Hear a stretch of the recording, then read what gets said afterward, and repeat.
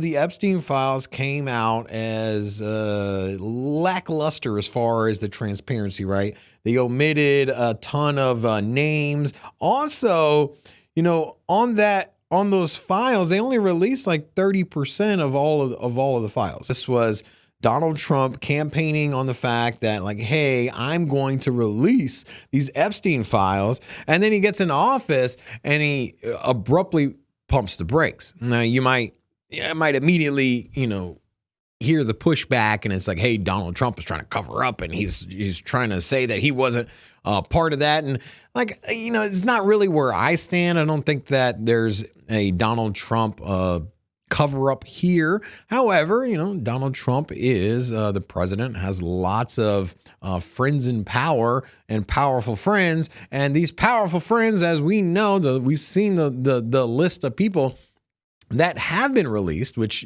some multimillionaires, you have heads of states and other countries that were implicated in this Epstein files. And so, ultimately you start to think, like, is this a cover up for Donald Trump, or is Donald Trump covering up for his friends and other powerful people, and perhaps even nation states?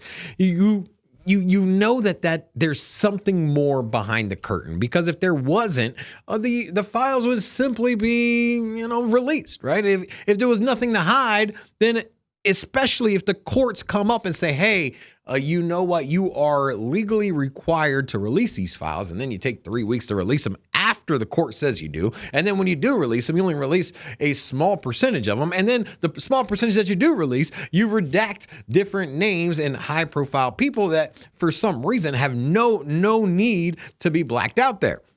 And you have multi-billionaires in there and powerful people.